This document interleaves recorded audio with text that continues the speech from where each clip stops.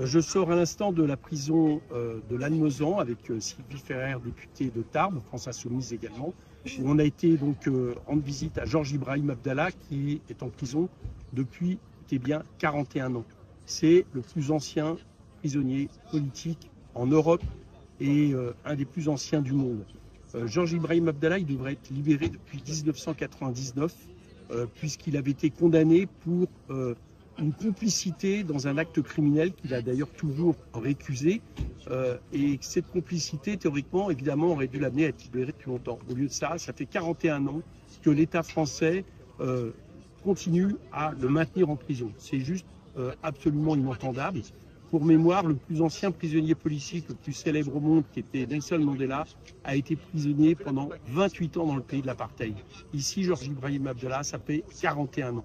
Donc le 20 février, un juge a décidé de sa libération anticipée, enfin, sauf que le parquet national antiterroriste a fait appel, et le 20 février, cet appel est rendu. Nous demandons que ce scandale d'État cesse, que Georges Ibrahim Abdallah soit libéré. C'est une honte pour l'État français, c'est une honte pour la France, ce qui se passe ici. La visite que nous lui avons rendue, nous avons trouvé avant tout quelqu'un qui s'inquiétait surtout pour la situation en France et dans le monde. Un militant, c'est peut-être d'ailleurs la raison pour laquelle il est toujours incarcéré, qui n'a pas renié ses convictions communistes, révolutionnaires, qui est un militant du Liban, où il souhaite retourner immédiatement s'il est libéré pour continuer la lutte et le combat. J'allais dire que cette conviction et cette persistance dans la lutte explique peut-être pourquoi l'État français ne le libère pas, mais par contre, il n'est en rien à danger pour notre pays. Il faut bien comprendre cette situation. Donc c'est incompréhensible que le parquet national antiterroriste le laisse en prison. Donc il s'inquiète pour nous, France Insoumise notamment, parce qu'il pense qu'on est, j'allais dire, un obstacle par rapport à la domination aujourd'hui de plus en plus importante des capitalismes autoritaires. Il parle de fascisation. Et donc, il a passé une bonne partie de son temps à s'inquiéter pour notre situation, y compris pour notre sécurité, ce qui est quand même assez paradoxal parce que c'est lui qui est en prison. Il a aussi une vision de la situation proche au Moyen-Orient et du rôle absolument essentiel de la Palestine, de la résistance palestinienne, qui est, j'allais dire, très, très vive, très au fait de l'actualité. Et donc, l'écouter est aussi quelque chose qui nous a été utile.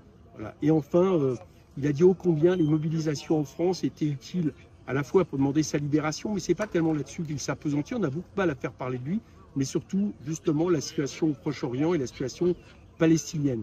Voilà un petit peu le compte-rendu de cette visite. On a visité sa cellule, qui est la cellule d'un militant.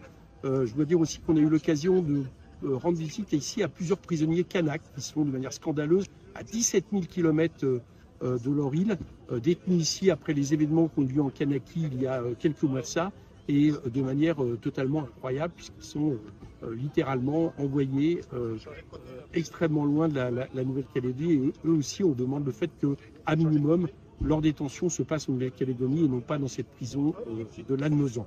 Voilà ce que je voulais vous dire ce matin.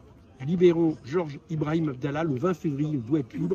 Il en va, j'allais dire, peut-être une certaine vision de l'état de droit et de la justice dans ce pays. Toute autre décision ne ferait qu'accentuer le scandale qui est celui de sa détention depuis maintenant 41 ans. Il a passé plus d'années en prison jusqu'à maintenant que libre. Et ça se passe en France, le pays du droit de l'homme.